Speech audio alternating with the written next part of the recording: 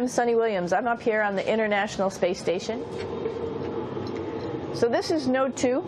This is a really cool module.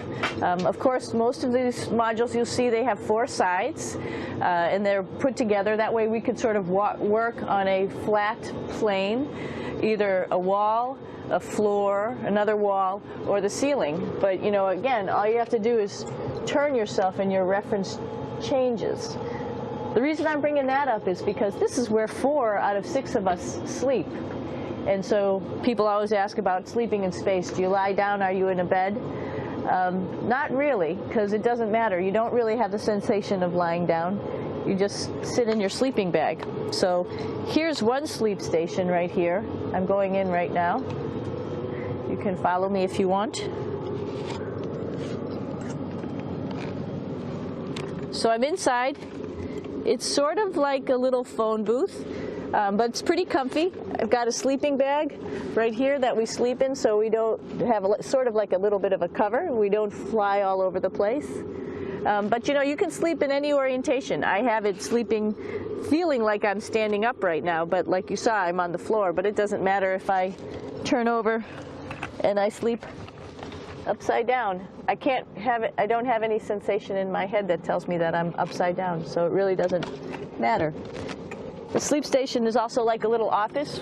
We've got a computer in here. As you can see, we've got a couple little toys. I've got some books. I've got some clothes and other things that make it sort of like home. I'm coming out. And just for reference, that's one sleep station. This one's another, right here. There's one on the ceiling, if you want to call it, right here. And then there's a 4th on the other wall over here. So all of us sleep in a little bit of a circle. All right, come on back. There's more to show you. I know that there's some questions about how to use the bathroom, and how do you actually live in space like normal, like at home. I mentioned real quickly about getting up in the morning and brushing your teeth and washing your face. Well, how do you do that? Well, here is the bathroom, essentially. You get up in the morning, and we have a little kit, and it has all the essential things that you need, like your toothbrush and toothpaste and brush. See how much better the brush makes my hair look? I'm just joking. It still stands up straight. It doesn't matter where you are. It's always going to stand up straight while you're up in space. A lot of people ask about toothbrush and toothpaste. So, luckily enough, toothpaste, you can do it upside right this way, is sticky, and so it sticks to your toothbrush. No problem. Another cool thing is that water sticks to your toothbrush too. If you can see it, I'll have some water come out. The water is pretty neat up in space. It'll stick to your toothbrush, and it will make a big bubble. And that's just by surface tension. And then you can drink it. So a lot of people ask about what do you do with the toothpaste after you brush your teeth.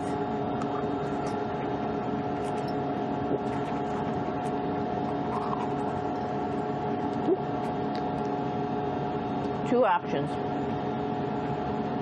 Swallow it, and it's sort of like mouthwash, but it tastes a little gross. Or you can just spit it out in a paper towel, and then you don't have to worry about it. Swallowing thing I wouldn't recommend at home. I'm only up here for 4 months, so it's not that bad. One of the most pressing questions about living in space, of course, is the bathroom. So let's take a look at that little piece of work. Come on in.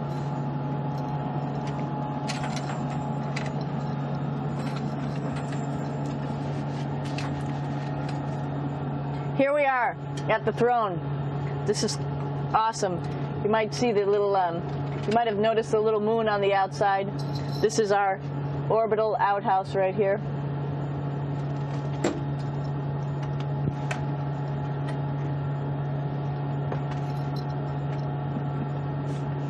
And of course, it serves for two functions.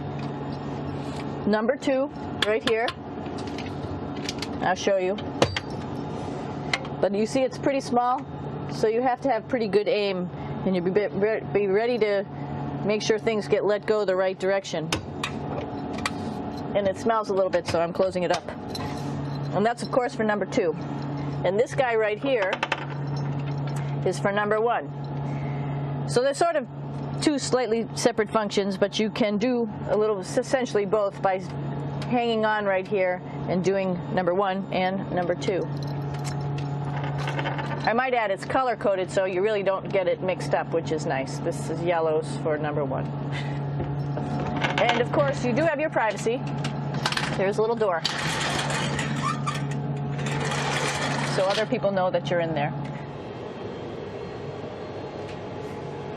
Here's a pretty cool place. This is sort of like in your house where everybody meets in the morning. After you wash your face, brush your teeth, you want to find something for breakfast. And this is our kitchen. You might notice there's all sorts of foods here. It's like opening the refrigerator. You got all your different stuff that you want to have: drinks, meats, eggs, vegetables, cereals, bread, snacks. And that's a good place. That's where you find all the candy. Side dishes, and then some little power bars just in case. So we have all this type of food. Some of it is dehydrated, and so we have to hydrate it, fill it up with water. Some of it is all ready-made, and then all we have to do is heat it up. So something like this, I'm pulling out barbecued beef brisket. Pretty yummy. Not only is this food made in the U.S., but we also have food here from Japan. We've got Russian food. As you can see, all these red containers are filled with food that's from Russia. And then we get some of our specialty stuff, some things that we like, some of our favorite stuff that your family can send up. In fact, I like fluffernutters, and so I got sent up some fluff so I could make my fluffernutter with peanut butter. So you have a lot of food up here, no problem. Right behind me is actually the hatch that you go out into space. And right now we have it filled up with a couple other spacesuits because we've got 4 of them up here and some of our tools. But right behind here is the hatch in which you actually go right outside into the vacuum of space. The spacesuit is pretty big, as you can see. It's like being a football player. Part of the reason it's so big and bulky is because of this backside, this backpack. It's like going on a hike with a backpack, but the backpack and the suit weighs about 300 pounds. Luckily, in space, nothing really weighs anything, so you don't feel that it's so heavy. But we need to have such a big suit because that guy back there is essentially the heart of the spacecraft. I call this actually a spacecraft. It has all the oxygen for you. It has all the carbon dioxide removal system for you. It also has a heating and cooling system to make sure to regulate our body temperatures while we're outside. It also has a computer, so it tells you on a display here if there's anything that's going wrong with the suit, if we're running out of oxygen, if we have too much carbon dioxide, or any type of electrical problem. So it's a pretty awesome little spacecraft, and actually got to go out, use my little spacecraft a couple times, and it worked like a charm. Lucky that it works very nice. You might want to see what the helmet looks like. It's pretty cool too. We don't usually go out like this, so you usually can see when the helmet's open.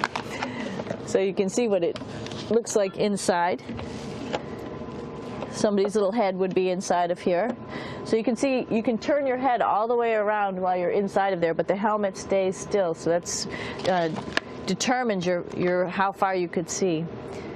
And it's usually pretty sunny out there, so we have to wear our sunglasses, and this is our sunglasses right here, which make you look pretty cool.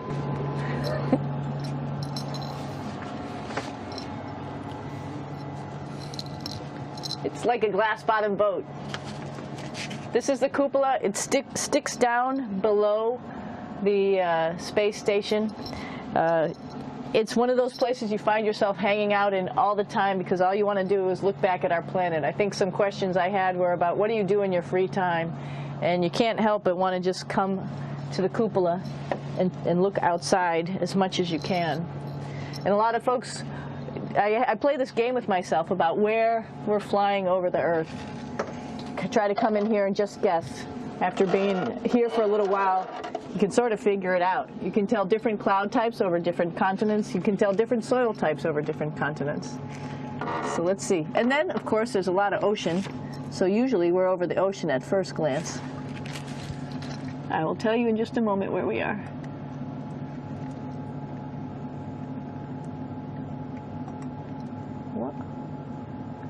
There we go. So right now we are right over Africa. It's a little bit cloudy, as you can tell, but we're right over the continent of Africa. Hey, what's that? I think that's a Soyuz spacecraft. That's the spacecraft that's taken us home to planet Earth today. Oh my gosh, we might have to go take a look at that. That's pretty cool. It's a little bit smaller than the rest of the spacecraft, the space station, so you'll see if we go there, it will be a little bit more crammed. But we're going, you can look all the way back to the back of the spacecraft, which is where the Russian segment is, and then you could look all the way forward to the front of the spacecraft, where the Japanese laboratory, the European laboratory, and the American laboratory are, and then back to the solar arrays where we started in this morning when we were looking out the Japanese window.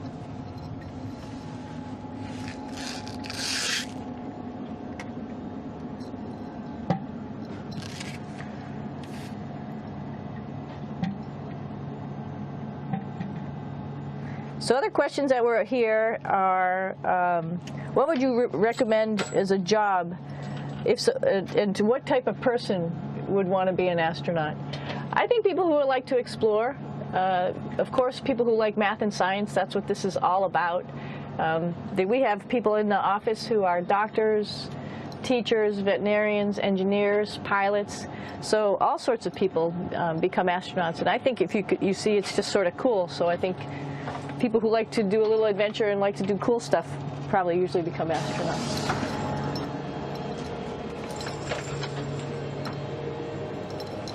Hey, Aki, what are you doing down there? Crashing things. This is one of the cool things about space, too. It sort of looks like there's a big old hole here, but you don't even think twice about it. You can just jump over the hole, or if you want, you can go jump into the hole. I'm coming down.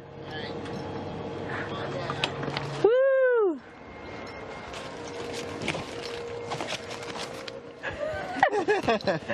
Then you can come right back up again, like Superman.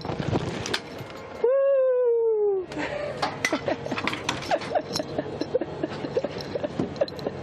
We're lucky we have a really cool big space station that you can fly around in.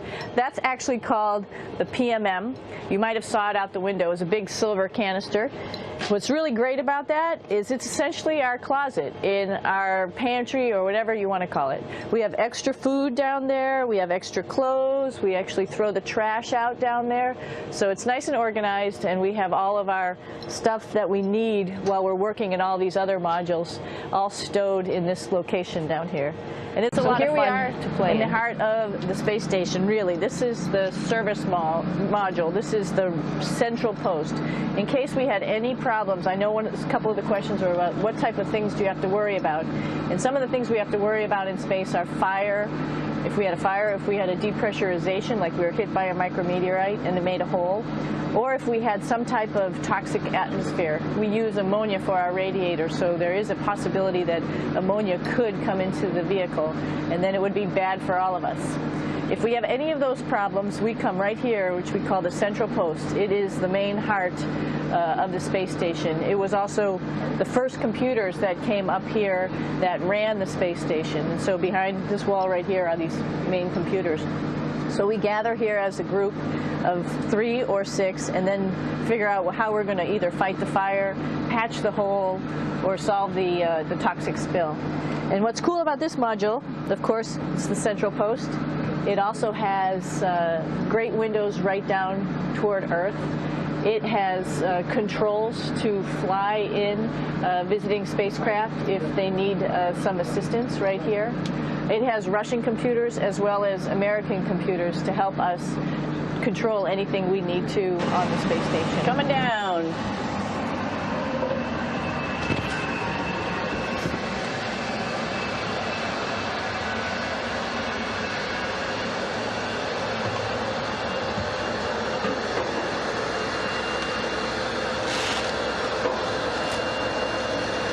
tricky getting in here.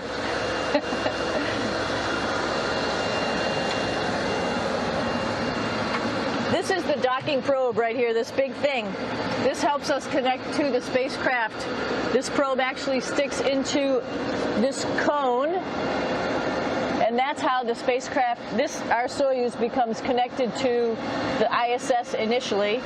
That is then replaced by clamps, which are around here, that will allow the two spacecraft to be stuck together. And then you can remove the probe and the cone.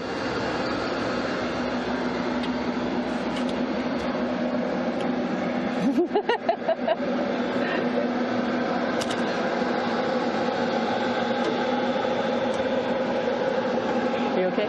All right, so here we are in the Soyuz. This is what we call the BEO, the living compartment, Bitovoy Otsek in Russian. It also has a little bathroom. It's not as good as the other bathrooms, so we try not to use it too much. It has drinking water in it if we need something to drink. And then, of course, it's filled up with a lot of cargo for us. Bringing up and also bringing back down. It has a second purpose when it comes back to Earth. It serves as a garbage container. During the descent, we'll get rid of this area right here, and everything that's in it will just burn up as it's coming into the atmosphere, so that way we can get rid of a little bit of trash. But the main area where we were on launch and where we're going to be on descent is down here, because we're not part of the trash. So we're in a safe place. So we're in the descent module, SA. It's a little small, but you can get in.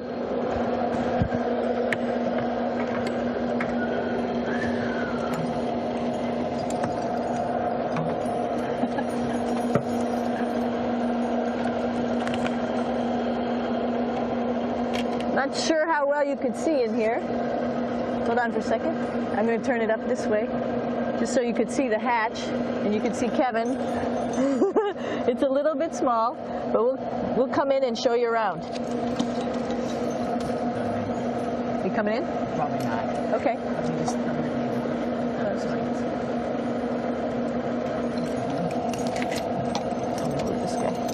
Got to move a couple things. We were just starting to get ready. We're preparing a couple days ago for our ride home. It's a little bit squishy, but everybody asks, how do you sit in the Soyuz? And you sort of sit in your seat like this.